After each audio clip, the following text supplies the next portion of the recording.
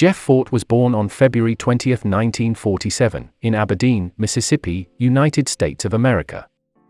His parents were Annie and John Lee Fort. Jeff was one among the 10 children of his parents. Jeff Fort had 9 siblings, including 6 brothers and 3 sisters. In 1955, his parents moved to Woodlawn, a low-income community in the south side of Chicago, Illinois. They were in search of a better livelihood. Jeff studied at the Hyde Park High School. However, he dropped out of school after the 9th grade. He soon became a juvenile delinquent and was in and out of detention several times. In one such detention center called Illinois State Training School for Boys, Jeff Fort met Eugene Hairston. Soon they developed intimate friendship between them. Inspired by the heroics of juvenile gangster vice lord, they founded a gang and named it the Blackstone Rangers.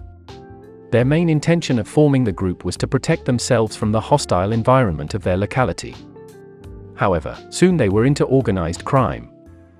Their gang grew in strength over time and took over the area east of Woodlawn Avenue as their territory. The local youth feared getting assaulted by the Blackstone Rangers. Hence, they reluctantly came forward to join the gang. The gang, in return, assured them of their safety. As the gang leader of the Blackstone Rangers, Jeff Fort ruled over the rival gangs of the South Chicago area by his shrewd moves. He was quite capable of forming alliances with the rival groups. Jeff Fort was also a master in solving disputes expeditiously. His gang strength rose to about 5,000 members, with 21 gangs joining hands together under his leadership. By mid-60s, his gang began their activism in both political and community arenas. He even brought the Blackstone Rangers, consisting of 21 different gangs, under the umbrella of a governing body called the Main 21. A gang leader called the General was the commander-in-chief of the gang. Jeff Fort and his partner in crime Hairston floated a political organization in 1967. They named it the Grassroots Independent Voters of Illinois. They applied to the Office of Economic Opportunity for a financial grant. The grant was to be used for a skill development program of the organization members. Under the advice and guidance of Presbyterian minister Reverend John Fry, Jeff and his political organization successfully secured a $1 million federal grant. The Blackstone Rangers also collected loans and grants from private institutions. The Chicago citizens were not opposed to Jeff's organization. They accepted Blackstone Rangers as an integral part of the city. President Richard Nixon had even once invited him to attend the 1969 inaugural ball after the 1968 presidential elections. The court sentenced Jeff's partner Eugene Hairston to imprisonment in 1966. After Hairston's departure, Jeff took complete control of his organization. He began consolidating the strength of his organization by allowing members of other similar bands to join the Blackstone Rangers. In 1968, he renamed his organization as the Almighty Black P. Stone Nation, or Black P. Stones. Shortly after, the revamped organization began doing all types of criminal activities, including extortion, robberies, and also forced recruitment. They even tried to maintain the law and order situation of their area of operation parallel with the police authorities. Soon, the Black P. Stones gained total control of the south side of Chicago. They also started demanding protection money from the sex industry and the illegal dealers of narcotic substances.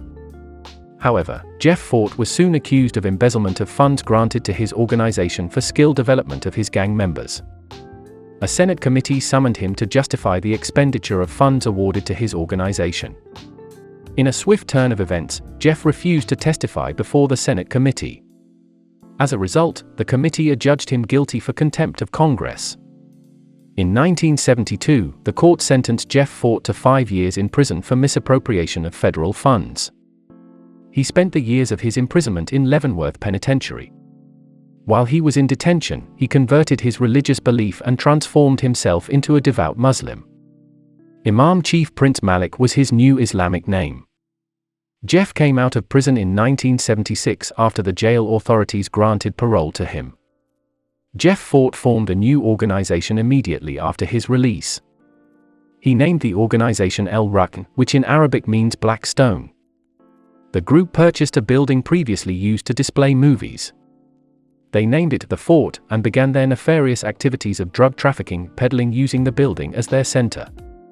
The group portrayed the building as a mosque. However, in reality, the building served as a center for constant peddling of drugs such as cocaine and heroin. In November 1983, following some invaluable tip-off, the police authorities successfully trapped Jeff. He was indicted for drug trafficking charges after that. Fort always prided himself on having an impregnable organization, police and prosecutors say. Before 1983, for example, the state's attorney's office had never convicted an El Rutten for murder. A few El Rutten generals turning state's evidence changed that. With Fort in prison, the El Rutten sprang a leak. We spent a lot of time trying to penetrate that organization. A lot of people told us it couldn't be done, says Ernie DiBernardetto. We put away an entire echelon of violent El Rutten hitmen. I think they are decimated now. Basically, Fort didn't have control. Hours and hours on the phone don't amount to a physical presence.